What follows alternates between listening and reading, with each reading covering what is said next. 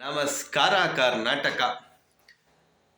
ವಿಷಯ ಏನಪ್ಪ ಅಂದ್ರೆ ಗೋವಾದ ಸ್ಟೇಟಲ್ಲಿ ಬ್ಯಾನ್ ಮಾಡಿದ್ರು, ಕೆಲವು ಒಂದು 3-4 ಸ್ಟೇಟಲ್ಲೆಲ್ಲ ಬ್ಯಾನ್ ಮಾಡಿದ್ರು. ಇವಾಗ ಕರ್ನಾಟಕದಲ್ಲಿ ಕೂಡ ಗೋಬಿ ಮಂಜೂರಿ ಕ್ಯಾಂಡಿನ ಬ್ಯಾನ್ ಮಾಡಿದ್ದಾರೆ. ತುಂಬಾ ಒಳ್ಳೆಯ ವಿಚಾರವೇ, ಯಾಕಂದ್ರೆ ತುಂಬಾ ಕಲರ್ಸು ಅವು ಇವು ಮಿಕ್ಸ್ ಮಾಡಿಕೊಂಡು ಮಾಡ್ತಾರೆ. ಅದರಿಂದ ಕ್ಯಾನ್ಸರ್ ಬರೋ ಚಾನ್ಸಸ್ ಜಾಸ್ತಿ ಇದೆ ಅಂತ ಪ್ರೂವ್ನು ಆಗಿದೆ.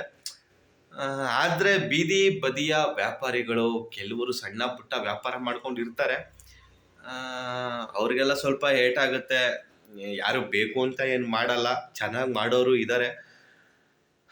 ಇದ್ರದ್ದು ಎಫೆಕ್ಟು ಯಾರ್ಯಾರಿಗೆ ಬೀಳುತ್ತೋ ಏನೋ ಗೊತ್ತಿಲ್ಲ ಗುರು.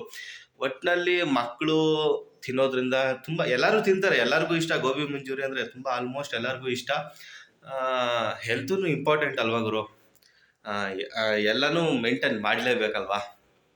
ಈ ಹೆಲ್ತ್ ಬಗ್ಗೆನೂ ಕಾಳಜಿ ಇರಬೇಕಲ್ವಾ. ಈ ಕಲರ್ ಮಿಕ್ಸಿಂಗ್ ಮಾಡಿಕೊಂಡು ಕಲಬೆರಕೆ ಎಲ್ಲ ಗೋಬಿ ಮಂಜೂರಿ ಒಂದೇ ಅಲ್ಲ ಗುರು, ಎಲ್ಲ ಆಲ್ಮೋಸ್ಟು ಏನು ಬರುತ್ತೋ ಎಲ್ಲ ಕಲಬೆರಕೆನೆ. ಮತ್ತು ಎಲ್ಲ ವಿಷ ಥರ ಆಗ್ಬಿಟ್ಟಿದೆ. ಏನು ತಿಂದರೂ ಬಾಡಿಗೆ 40 ವರ್ಷಕ್ಕೆ ಡಮಾರು. ಗೋಬಿ ಮಂಜೂರಿ ತಿಂದ್ರೇ ಕ್ಯಾನ್ಸರ್ ಬರುತ್ತೆ ಅಂತ ಏನಿಲ್ಲ.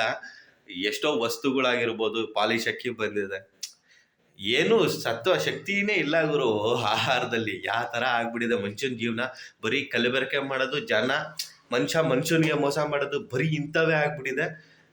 ಇದ್ರ ಏಟು ಬಂದ್ಬಿಟ್ಟು ಬಡವರಿಗೆ ತಟ್ಟೋದು. ಗೋಬಿ ಮಂಜೂರಿ ಏಟು ಸುಮಾರು ಜನ ಫುಟ್ಪಾತಲ್ಲಿ ಮಾರ್ತಿರ್ತಾರೆ.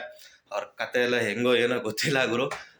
ಈ ಮುಂದಿನ ದಿನಗಳಲ್ಲಿ ಇನ್ನೂ ಏನೇನಾಗುತ್ತೋ, ಏನೇನು ಕತೆನೋ ಗೊತ್ತಿಲ್ಲ. ಇದ್ರ ಬಗ್ಗೆ ಏನೇನೋ ಆ್ಯಕ್ಷನ್ ತಗೋತಾರೋ ಏನೋ ಗೊತ್ತಿಲ್ಲ. ಮತ್ತೆ ಸ್ನೇಹಿತರೆ, ಇದ್ರ ಬಗ್ಗೆ ನಿಮ್ಮ ಅಭಿಪ್ರಾಯ ಏನಾದರೂ ಇದ್ದರೆ ಕಮೆಂಟ್ ಬಾಕ್ಸಲ್ಲಿ ತಿಳಿಸಿ. ಹಾಗೆ ನನ್ನ ಚಾನಲ್ನ ಯಾರ್ಯಾರು ಸಬ್ಸ್ಕ್ರೈಬ್ ಮಾಡ್ಕೊಂಡಿಲ್ವೋ ಸಬ್ಸ್ಕ್ರೈಬ್ ಮಾಡ್ಕೊಳ್ಳಿ, ಸಪೋರ್ಟ್ ಮಾಡಿ. ನಮಸ್ಕಾರ.